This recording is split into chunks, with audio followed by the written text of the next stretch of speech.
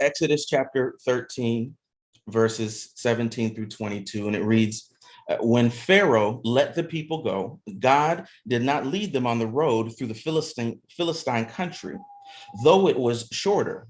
For God said, if they face war, they might change their minds and return to Egypt. So God led the people around by the desert road toward the Red Sea. The Israelites went up out of Egypt ready for battle. Moses took the bones of Joseph with him because Joseph had made the Israelites swear an oath. He had said, God will surely come to your aid, and then you must carry my bones up with you from this place. After leaving Succoth, they camped at Etham on the edge of the desert. By day, the Lord went ahead of them in a pillar of cloud to guide them on their way, and by night in a pillar of fire to give them light, so that they could travel by day or night. Neither the pillar of cloud by day nor the pillar of fire by night left its place in front of the people. The word of the Lord is already blessed. Dear God, please allow us to now be blessed by your word and by the power of your Holy Spirit. Move me out of the way, and may the words of my mouth, the meditations of my heart be pleasing, acceptable in your sight, and may we forever be changed. In Jesus' name, amen. So last time we were together for Sunday worship was a couple weeks ago, and we had a lesson, a message called the proximity of purpose. The proximity of purpose. How sometimes the things that are right next to you, the things that are near aren't necessarily meant for you. Sometimes what's meant for you is a little further off.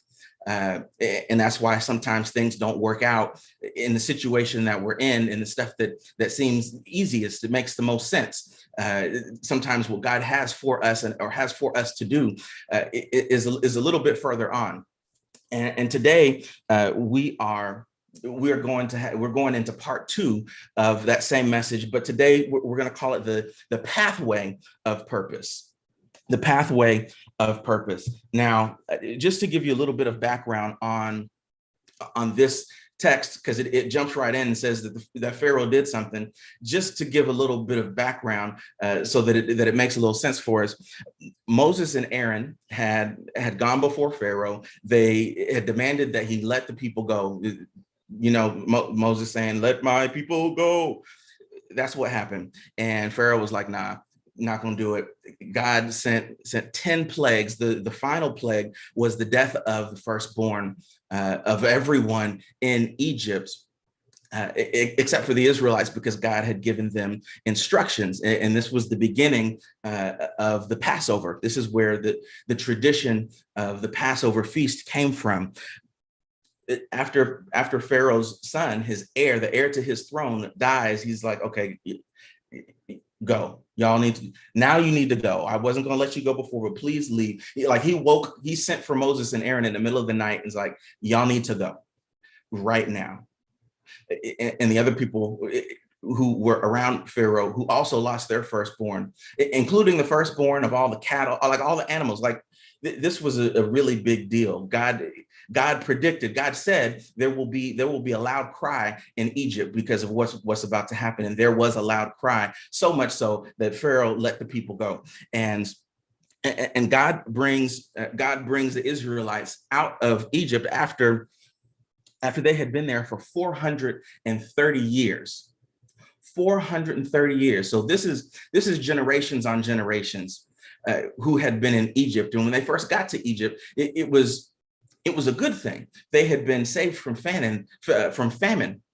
Joseph was the prime minister of Egypt, and Jacob and the rest of his sons, their whole family. I forget the numbers. I think the Bible tells us like 72 or 85. It's a number of people, less than 100, about the size of the average church in the United States. Just put an asterisk there. It has nothing to do with anything. They came there as a family and grew into what Scripture tells us is more than 1 million people. It says there were 600,000 men when they left, and that did not include women and children. and women and children always outnumber men. So it's over 1 million people who are going on this exodus, who are leaving out. And then we get to our text where they've gone. God has given instructions for the Passover. He even tells them, like, you keep doing this. You celebrate this every single year. This is recognition of when I let you out of Egypt, when I delivered you from the hand of the Egyptians. And it even is so specific to say, make sure generations from now, when you do this and your kids ask you about it, make sure you tell them about me and tell them what I did delivering my people out of Egypt. So this was a big deal. It was kind of a big deal. And we get to our text. We're in Exodus chapter 13, verse 7. When Pharaoh let the people go, God did not lead them on the road through the Philistine country. My first point today is that what God doesn't do can be just as significant as what he does do. What God doesn't do can be just as significant as what he does do.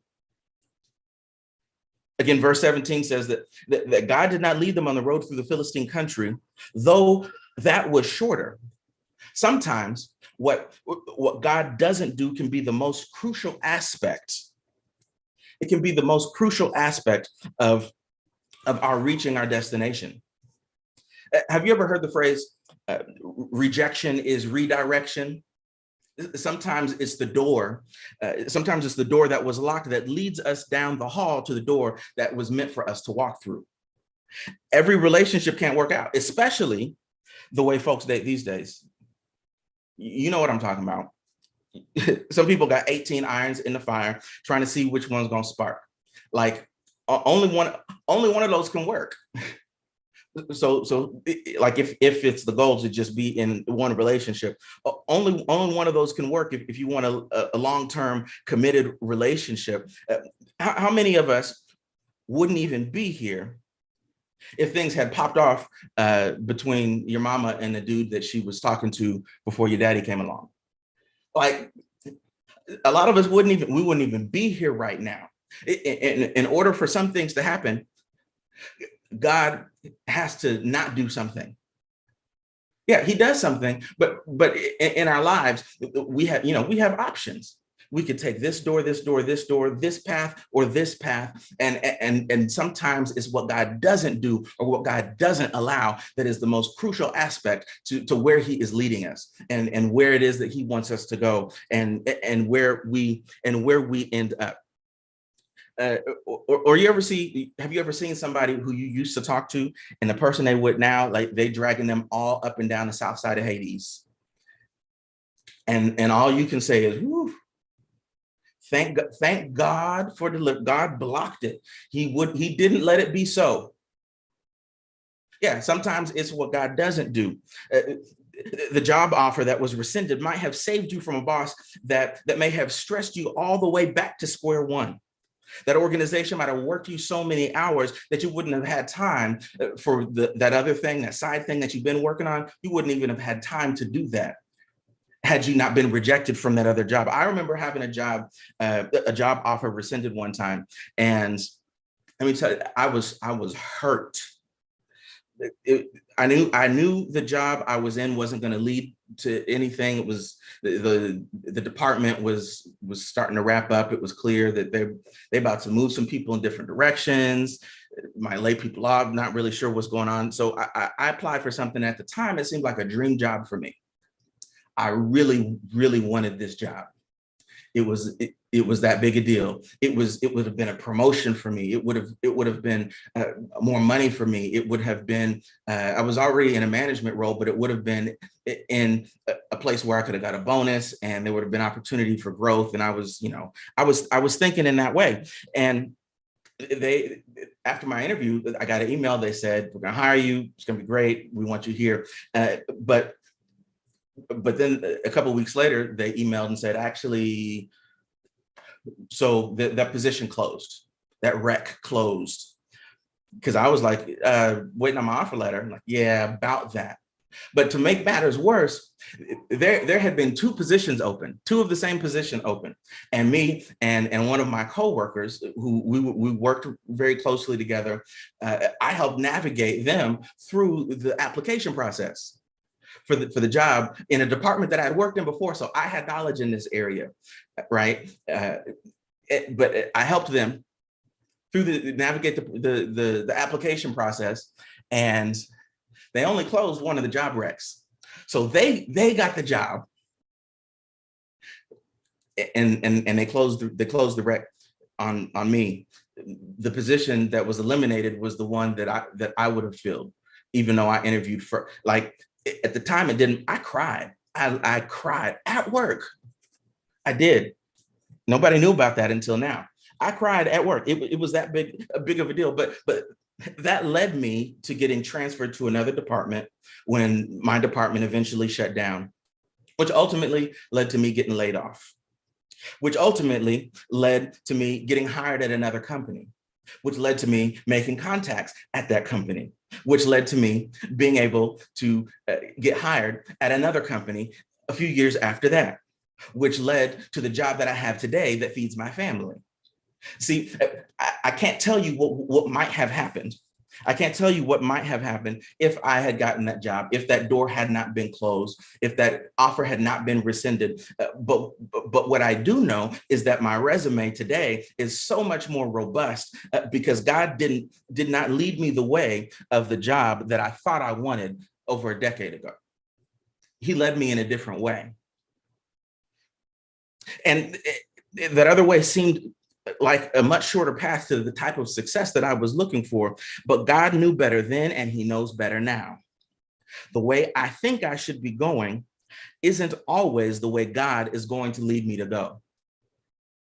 The way that I think I should be going is not always the way that God is going to lead me to go. Let's go to our second point. We're not always as ready as we think we are. We're not always as ready as we think we are. The psalmist said, "Why are you never ready? As long as you you better look like Halle Berry." We're not ready. We're not as ready as we think we are. So often, God knew the Israelites were not ready for war. Here, they're on the run after 4 centuries in the same place, and the last thing they need is to have to fight. The last thing they need is to have to fight. They all their life they had to fight. For centuries they had to fight, and on the way out, the last thing they needed was another fight. And God knew this. Listen, how many of you are glad? How many of you are glad about something that didn't work out in the past? I know you probably already have something in your head. It didn't work out, and you are so glad that it didn't work out. Maybe not because where you're at is better, but you could see that was a dead end for sure. I say hindsight is 2015, which is better than 2020. Because I can see things way more clearly than even perfect vision in the present. Looking back, I can see even more clearly. The Israelites would have ended up right back in Egypt in the hands of an angry and heartbroken Pharaoh. Remember, his son, the heir to his throne, died. He was mad enough and hurt and distraught enough to wake up Moses and Aaron in the middle of the night and say, "Get your people and go." Scripture says they left so fast, like they had put bread out, and the bread, the Israelites, they had to just take their dough. It hadn't even begun to rise. They were trying to prepare for the trip, and the bread had not even begun to rise. That's how quickly they had to get out of town. And so they would have had to turn around and go back to that same Pharaoh. If they had gone the faster way and been faced with fighting the Philistines, the Israelites would have generations to fight the Philistines, literally. Like, keep reading throughout the Old Testament and what happens after the Exodus, and what happens when they get to the Promised Land, and what happens king after king after king. They fight the Philistines for generations. They just didn't need to fight them right now. Sometimes God knows. Sometimes there's a fight that I might be able to fight this later, but I can't deal with this right now. If I have to deal with this right now, I'm going back. I will turn this car around It be like that sometimes. And God knows that. At the end of verse 17, God says, if they face war, they might change their minds and return to Egypt. They would have seen a fight coming and been like, no, sir, not me, and ran right back into slavery. Sometimes the roadblocks that we face will have us choosing you heard the saying, there's the choose the devil you know over the devil you don't know, or however it goes. And that's basically like, I don't know how bad that is, but I know how bad this is, and I've got experience. I'll just go back to that. And that's what they would have done. And God knew that that's what they would have done. Like, imagine, really, I just love a problem. I've been in this problem a long time, but you know what? I tell you what, I don't need this problem. Have you ever known anybody, and don't like raise your hand if it's you? It's okay if it's you. Like, this ain't, I'm not shaming anybody because life happens. But you ever known of anybody who went and bought a new car, right? And they got the car, they liked the car, or maybe it was a cell phone. And then the bill comes in and it's some charges that we wasn't expecting, or maybe the car, it's like, oh yeah, tire rotations aren't included, or just whatever's like, I don't need this. I got this other ride over here that's paid for. I got this prepaid. I can go to 7-Eleven and get more minutes on this other phone. I don't need a payment on a phone. Like, for why? I could go back easily. That's what the Israelites would have done when they saw this fight. Verse 18, so God led the people around by the desert road toward the Red Sea. Now, if you're familiar with the story, the Red Sea is it seems like a dead end. And the Israelites were real mad when they got there. But we're not talking about that today. The Israelites went up out of Egypt ready for battle. The ESV says equipped for battle. So they went up ready for battle. They had their war clothes on, and they were in battle formation. Like, they lined up like they were going into battle, but they weren't as ready as they may have thought they were. They were equipped for battle, but not ready for war. I want you to notice that. Look, go back to verse 17. Go back to verse 17, where it says, God says, if they face war, they might change their minds. And then in verse 18, at the end of verse 18, it says the Israelites went up out of Egypt.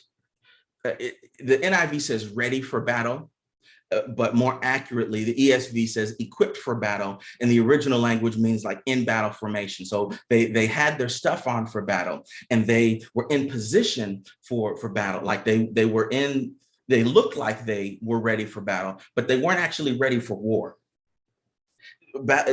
Being ready, being equipped for battle, being in position is not the same thing as being ready. You follow me? You ever been somewhere, you ever had to go somewhere that you didn't want to go? You still got dressed, but you did not want to go. This was not an event that you were interested in participating in. Just listen, remember back when we had to dress up for church? Some of y'all may not have ever had to do that, and I'm jealous. But remember when we used to have to dress up for church? And you look the part, and there's, oh, you look so nice. Look at you with your tie and your vest. Like, why do we put children in 3-piece suits? I don't understand that. And hard bottom shoes that they're gonna grow out. Why? And I know my wife can relate to this, having dresses with the frills and everything like that. Yeah, dressed for church, but then I didn't get cussed out in the car, but I know some people got cussed out in the car on the way to church. Like, we look like we ready, we're equipped, we're dressed, we're in the car, headed that direction, but we're not really ready. Like, we're not really trying to be here. This is part of why I'm exasperated with professional workplace standards. Like, what is professional? So can somebody tell me what professional is, and who decided that it was professional? I've got some theories that we'll explore at a later date, because I have some theories. I've got an idea, but like, what is buttons on my shirt gonna do when it turns out that my definition of proficient is not actually proficiency in Excel? right? You check the little box that says, or put in the caption or the cover letter. That's another conversation. Oh, I'm proficient in Excel. I am proficient in Microsoft Office. I can open Word, I can change the fonts, and I can even make it different colors, different sizes, bold, italic, underlined. And I recently learned in Excel that if you hit Control 5, then that will put a line. It'll strike through whatever's in that box. You're welcome, because that's true. That's true. But what if that's all I know? And I say I'm proficient, but I'm dressed. I'm dressed for the job that I want. Like, what's khakis gonna do in that situation? When I'm sitting at the desk, I'm like, oh, and I don't know the right words to Google, because let me tell you, some of the most complicated technical jobs, and folks Google all day long, but you still got to know what to Google. And khakis or pencil skirt ain't gonna help you know what to Google. You can dress for the job that you want, but getting dressed ain't a skill unless you're a stylist or you are going to be America's Next Top Model. Like, getting dressed up is not a skill. I stopped shaving a long time ago, like completely clean shaven, because it's like, why? It's facial hair. What's that gonna do on the phone? Who gonna know on the phone that I got a beard? I don't need a suit and tie for the way that God is taking me. I need comfortable shoes. The Israelites needed to be led another way. God is aware of what they were able to handle. It just like he's aware of what we're able to handle. He knew what they were prepared for, because he's the one who arranged their preparation. See, God knows when he is leading us in a way or not leading us in a certain way. He knows what we're prepared for because he's the one who prepared us. He knows what disciplines we have because he is the one who disciples us. Christ disciples us, and we disciple one another. I know for the people who I am in discipleship relationship with, those who I am personally discipling, I know what they're ready for and what they're not ready for. I've been working with them. God knew what the Israelites were ready for because he's the one who made them ready, gave them instructions for leaving. Another aspect of this text is the character of the people. Looking at verse 19, we see that Moses took the remains of Joseph, who saved their ancestors from famine over 400 years prior, like we talked about a little earlier, to eventually give him a proper burial in the land that he was from. Joseph, the land of his father and his forefathers, Abraham, Isaac, and Jacob, whose name was later changed to Israel, that Joseph was from the same place as them, which was actually in Canaan. And they all ended up in Egypt, but he wanted to be buried in the same place of his family, where his family was from. And so the scripture says Moses took the bones of Joseph with him because Joseph had made the Israelites swear an oath. He had said, God will surely come to your aid, and then you must carry my bones up with you from this place. And our third point is that the way God takes us may help us keep our word while also fulfilling his. I'll say that again. The way God takes us may help us keep our word while also fulfilling his. If the Israelites had turned back after encountering war because they had gone the shorter way, the way of the Philistines, the oath made to return Joseph's bones to his homeland would not have been kept. In determining the way that we should go and leading us in it, God is often doing more than just one thing. You know how two things can be true at the same time? Well, God is doing more than one thing at one time. Yes, he may be answering our prayer, but he's also preparing someone else to be the answer. Yeah. He knows what I'm going to pray before I pray it. He just wants me to ask, like we say to our toddlers, use your words. Use your word. You got words. Use your words. Let us know what it is you want.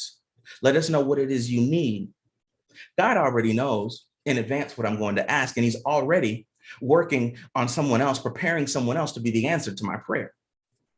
He's doing the exact same thing for you. He's working on both our stuff at the same time. He can do more than one thing at a time. There's layers and there's levels to the way that God works.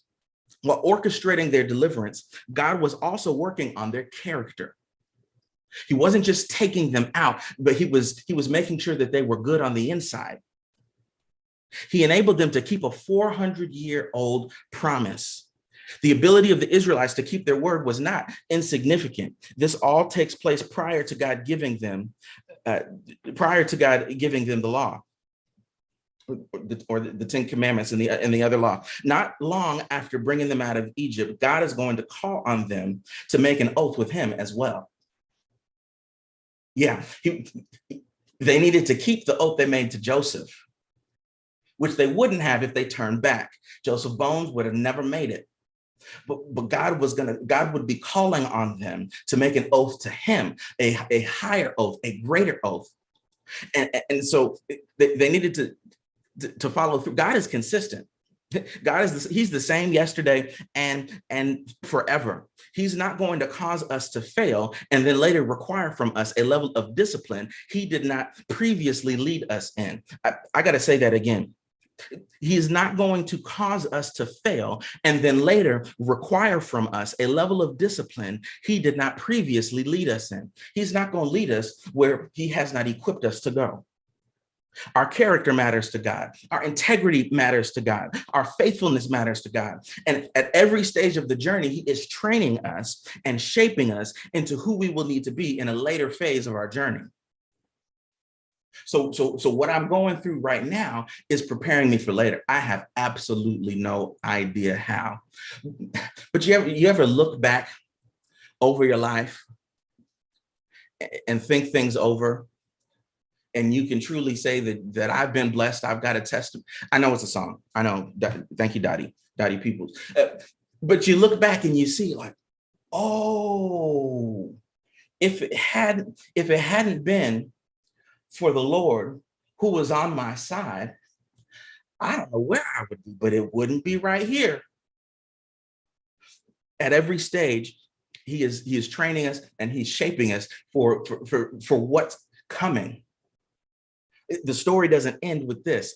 Your story doesn't end right here with this thing that you're working on right now, the place that you're trying to, it doesn't end just with reaching a certain destination. No, it keeps going. And at every phase, God is working on us, not just to get us there, but to make sure that we can actually thrive in the place he's called us to thrive.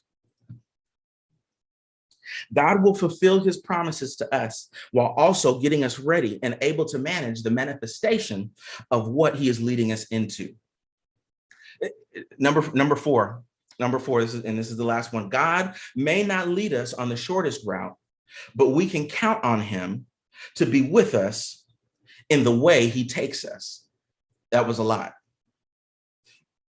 God may not lead us on the shortest route, but we can count on him to go with us in the way he takes us.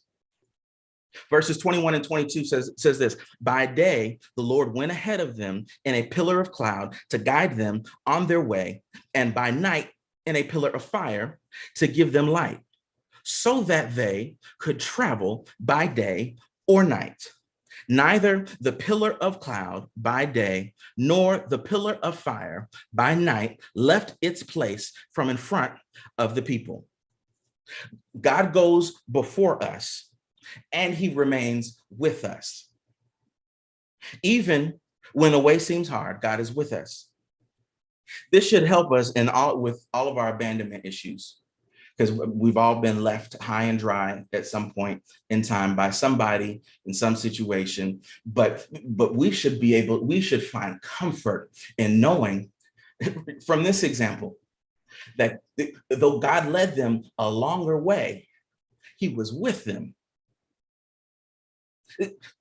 Listen to this. Listen, I love the way the ESV says says the last line, the pillar of cloud by day and the pillar of fire by night did not depart from the people. The NIV said that it didn't leave its place. ESV says did not depart. He didn't just stay, he did not depart. Like those can be two different things, because if you've ever been in a relationship, it doesn't have to be a romantic relationship. It could be a work relationship. It could be like y'all have been buddies, homegirls, whatever, since way back. But you stayed in a relationship, even though but you departed the relationship. You left it. You were in physically the relationship. You could be seen in photographs together. If you pinned your location on the GPS, it would be in the same place, but you had departed the relationship. Somebody had already departed. This says that God never departed. He wasn't just with them, he stayed. He didn't just stay, he didn't leave. This is written after the fact. Like Genesis, Exodus, Leviticus, Numbers, Deuteronomy, the Pentateuch, or the law of Moses. These things were written after they happened. These stories and events, they were recorded, or they were passed down orally through oral tradition from one generation to the next, until they could be compiled in the form that we've got now. We see it in words, in whatever language, in our Bibles, or whatever device that we're on. At some point, it had to be written down, and that had to be after it happened. So this means that the writer had the benefit of hindsight while documenting this narrative. And the writer, who many believe was Moses, recalls while writing that God never departed. Like that's part of the narrative while writing it down, because there's still more story to go. Like there's a literary term for this, and I can't recall it right now. Foreshadowing. Even though the journey had just begun and there was a long way to go, the writer lets us know right here that the pillar of cloud by day and fire by night never departed. So you can read through the rest of this story knowing God never departed. God was always there. God never left them nor forsook them.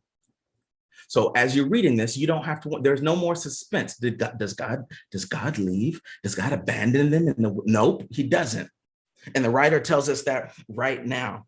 God never departed. God never left. But look at this again in verse 21.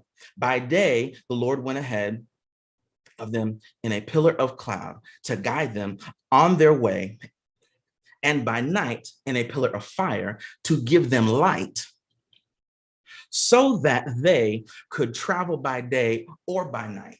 And this really isn't a point, but you can write this down. God's presence is provision. God's presence is provision. God isn't only with us, and that would be enough. If God were just with me, that would be enough, I assure you. But he is also what we need. He's not just here, he's what I need. I know some of you can relate. You've been in a situation or position, and someone came to be with you, and that was great, and you appreciated that they were with you. Like down on my luck, cell phones getting cut off, or the internet at the house no longer working, or they put a notice on my door, and someone came with you, but they didn't bring any money. And it's not that like you appreciate the friendship, you do, you appreciate the companionship. But what I need right now is finances. That's what I need right now. So I am grateful for your presence, but what I need, I still have a need. Your presence, me as a human, my presence does not fill every single need of my wife, of my children, of my household. But God, his presence is provision. He is also what we need. He is resource. God appeared the way he did for a reason and with purpose. That last part says, so that they could. So that they could. I want you to type this in the chat. Whatever, wherever you're watching from, where you just type in the chat. I serve a so I can God. Yeah, type it in the chat. Everybody, type it in the chat, because you can't turn to your neighbor and say. So you got to type it in the chat. I serve a so I can God. Yeah, I serve a so I can God. He's not only with me, he shows up as what I need so I can, and then fill in the blank. I don't see enough people. I don't see enough people typing in the chat. I serve a so I can God. He ain't just with me. He shows up as what I need so I can, and then whatever it is that you stand in need of, whatever it is that you are working on or working toward, he'll show up as a comforter so I can be comforted. He'll show up as a teacher so that I can be taught. He'll show up as a waymaker so that I can make it. He'll show up as a miracle worker so I can work it out. He'll show up as a promise keeper so I can be kept. He'll show up as light so I can see at night. That's what he did for the Israelites.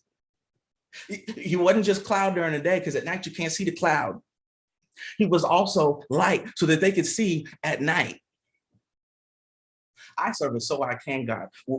Whatever the situation, God shows up and is with me so I can go wherever he says go and do whatever it is that he says do. So where he leads me, I can follow. God is not taking you the long way so that you don't ever make it. He is leading you in the direction, on a path, and in the way he is leading you so that you can make it. I serve a so I can God. So what do we do with this? Let's get out of here. Let's get some application, and then we'll be on our way. First thing that we need to do: allow yourself to be led. Yeah, allow yourself to be led. The guide knows the way. Allow yourself to be led. The guide knows the way. There are things that lie ahead that we cannot see. When the GPS reroutes because of an accident or something, like you can't see that a certain road is closed up ahead. Allow yourself to be led. You and I don't know everything. That may have just rocked somebody's world. And so let's just take a moment and allow them to process that. I don't know everything, and you don't know everything. But it's okay not to know. It's okay not to know. Having to know everything or thinking that we know everything is pride. And don't let pride have you running back into bondage. The second thing that we need to do: don't worry about the distance. To allow yourself to be led, and don't worry about the distance. The most important step you can take is the next one. The short way is useless if you're never actually going to make it going that way. Like, shortcuts don't work if you're not actually going to get there.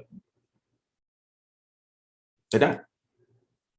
So don't worry about the distance. The long way with obstacles cleared is faster than a way with roadblocks.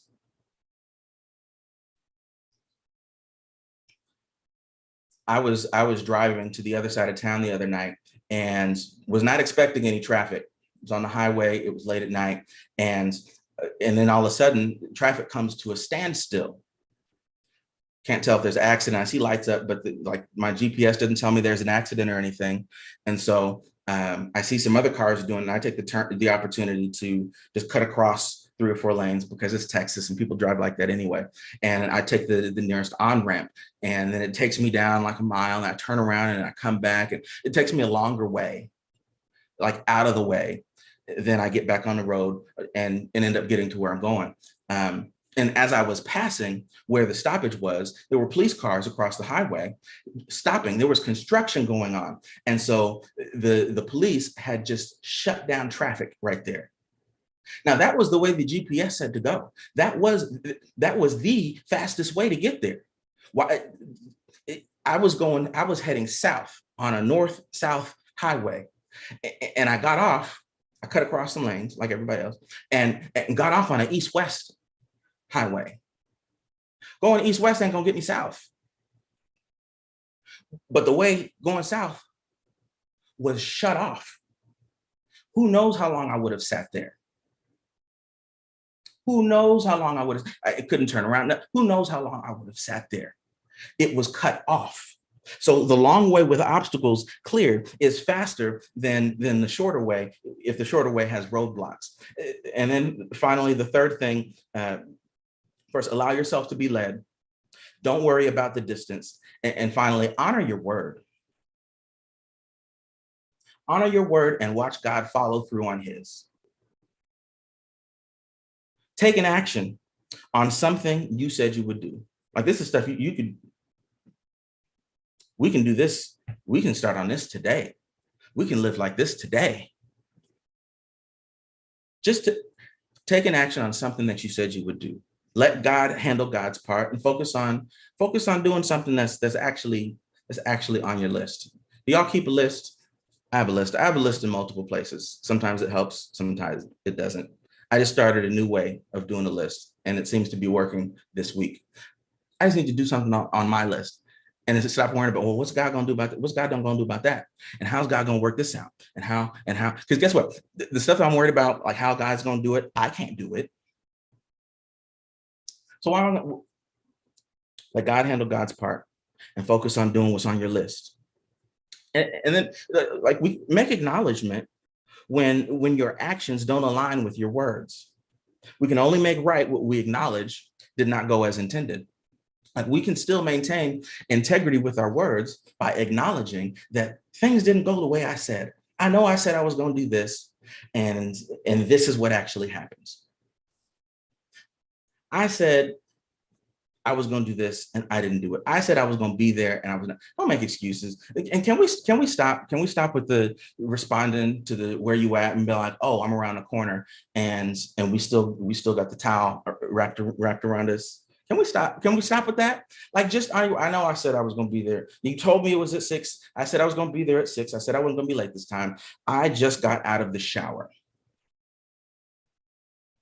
and I'm still going to put on my full outfit. So I know I said I was going to be there, and I'm not going to be there on time, but I will be there by this time.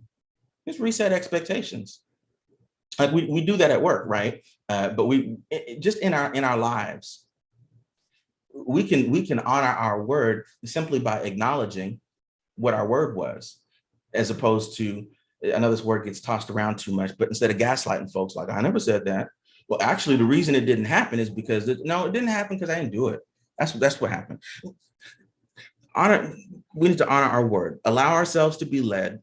Don't worry about the distance, and honor our word. But then the most important thing that we can do is commit our lives to Christ. That's the most important thing. You can forget the whole rest of it. Commit your life to Christ, or recommit your life to Christ, because he never left. It says that the pillar of cloud, other translation may say smoke, and the pillar of fire by night never departed. But sometimes, even though God has not left us, we're looking in a different direction because we're not committed in the right direction. And so we're looking in another direction, and we say, where is God? Where is God in all of this? Meanwhile, if we had remained committed, we would see that he was with us. We would see he was leading us. And even if he stopped, and that happens in Exodus, the cloud would stop, and where it stopped is where they would stop. It's where they would set up camp, and the cloud then would move again, and they would follow the cloud. You got to stay committed. But if the cloud moves and you don't move just like that because of a lack of commitment, yeah, eventually you might not see the cloud, because I didn't stay. The cloud never departed. I just been looking in the wrong direction. Most important thing we can do is commit our lives to Christ, or recommit our lives to Christ. The essence of